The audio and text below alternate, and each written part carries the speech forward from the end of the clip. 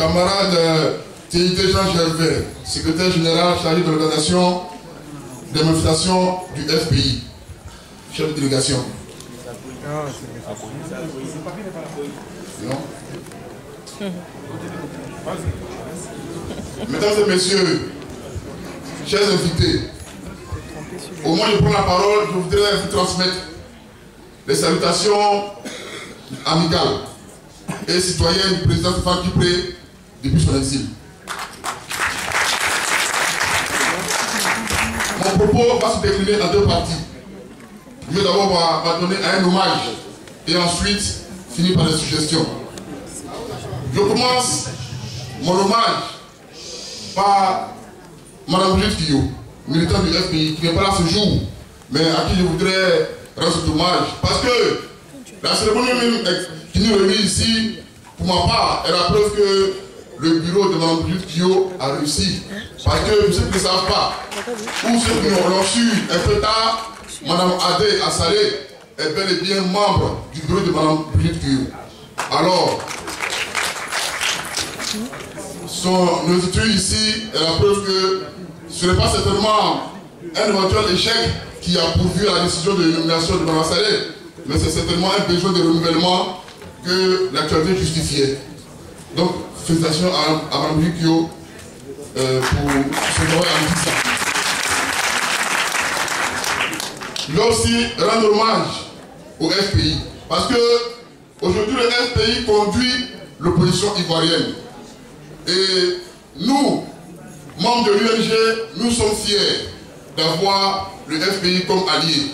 Parce que aujourd'hui le jeu politique ivoirien est embrigadé par le pouvoir de M. Ouattara. Et nous savons tous que c'est dans des conditions terribles, dans des conditions où en Côte d'Ivoire on ne peut pas parler, s'exprimer librement, que le FPI a pris en main l'opposition actuelle. Et le FPI a conduit le dialogue avec le pouvoir de M. Ouattara jusqu'à ce que ce pouvoir-là fût lui-même la table de négociation. Parce que au moment même où le FPI négociait les conditions d'une élection, enfin des élections transparentes et justes, c'est ce moment-là que le Premier ministre de M. Ouattara a choisi pour annoncer la date des élections auxquelles ils se sont adhérés depuis lors. Et nous sommes fiers parce que le FPI a réussi à conduire donc le pouvoir de M. Ouattara à fuir les négociations. Deuxième fierté. Le dimanche 21 avril dernier, nous avons vu la mascarade électorale à laquelle le pouvoir de M. Ouattara a participé. Et le FPI a appelé les Ivoiriens à ce boycott républicain. Et ce sont les chaînes de télévision et de radio internationales qui ont annoncé elles-mêmes le taux de participation qui hésitait entre les 13 et les 15%. Alors, pour nous, c'est la preuve qu'en Côte d'Ivoire, M. Ouattara et sa clique de suivants n'ont jamais été populaires, n'ont jamais été majoritaires. Et contrairement à ce qu'on pourrait penser, les 85% du Ivoiriens sont restés à la maison. On pourrait croire que ce jour-là, ils n'ont pas voté, mes chers amis. Comprenez que les Ivoiriens, ces 85% ont voté chez eux. Ils ont voté pour la liberté et pour la paix en Côte d'Ivoire.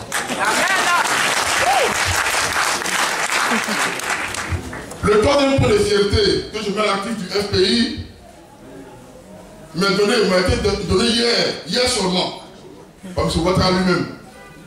Parce que, de mémoire des citoyens ivoiriens, même des citoyens du monde, je n'ai jamais vu un chef d'État qui fait son bilan en mi-parcours de son mandat. Vous avez vu ça?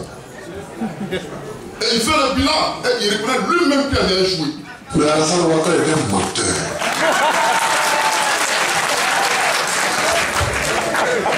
Si M. Ouattara est un menteur, mais au moins sur ce tableau d'hier, il a dit la vérité. Il a dit qu'il a joué. Donc c'est ce FPI-là qui nous conduit, dont je suis fier, et au nom de la délégation de l'UNG France, je voudrais transmettre ici au FPI la fierté de l'UNG à marcher aux côtés du FPI.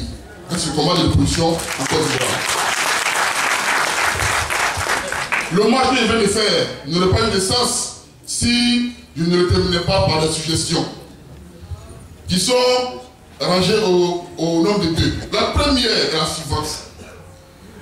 Nous suggérons à notre allié, le FPI, de consolider l'union dans laquelle nous sommes aujourd'hui avec l'UNG, avec le COGEP, avec le Club africain, avec les résistants de Côte d'Ivoire, de la consolider parce que nous voyons bien que l'actualité nous montre le président RDA qui montre des signes d'agonie, qui est en train de découvrir qu'il était violé depuis longtemps et donc qui donne des signes pour appeler au secours.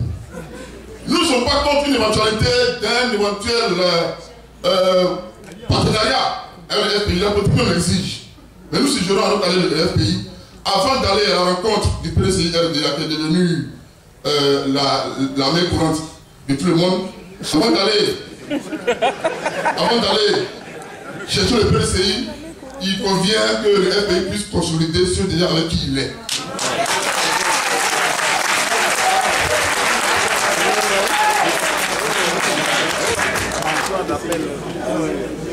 La deuxième suggestion, c'est que nous voyons bien dans le témoignage du FPI que le FPI se rend bien compte qu'il est nécessaire pour lui d'agir comme le parti leader de l'opposition en Côte d'Ivoire et non comme le parti vedette. Parce que j'imagine qu'à part du FPI, d'autres partis politiques dans leur opposition auraient choisi d'évoluer, d'agir comme ce parti vedette que tout le monde accompagne et vers qui tout doit converger. Mais le FPI a choisi l'option du parti leader. Nous suggérons donc, chers membres du FPI, à continuer ainsi. Parce que c'est à ce rôle que vous arriverez à continuer à traîner tous les Ivoiriens. Vous imaginez que derrière vous, quand vous marcherez, chers représentants, quand vous jetterez derrière vous, vous verrez qu'il y a beaucoup d'Ivoiriens qui sont militants du FPI, effectivement. Il y en a beaucoup de militants du FPI. Mais vous verrez aussi que dans la foule qui est derrière le FPI, il y a beaucoup d'Ivoiriens qui sont militants de l'UNG, qui sont militants du Club africain, militants qui sont résistants. Mais il y a beaucoup d'Ivoiriens qui sont politiquement incolores, mais qui marchent parce qu'ils voient dans le FPI l'espoir de retourner à leur vie normale.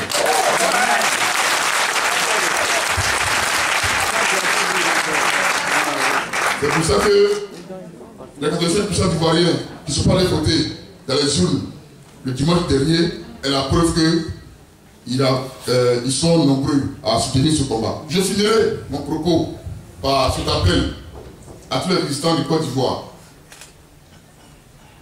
Jusqu'ici, c'est parce que, et là je paraphrase l'écrivain français, c'est parce que nous étions à genoux que nos persécuteurs croyaient qu'ils étaient grands.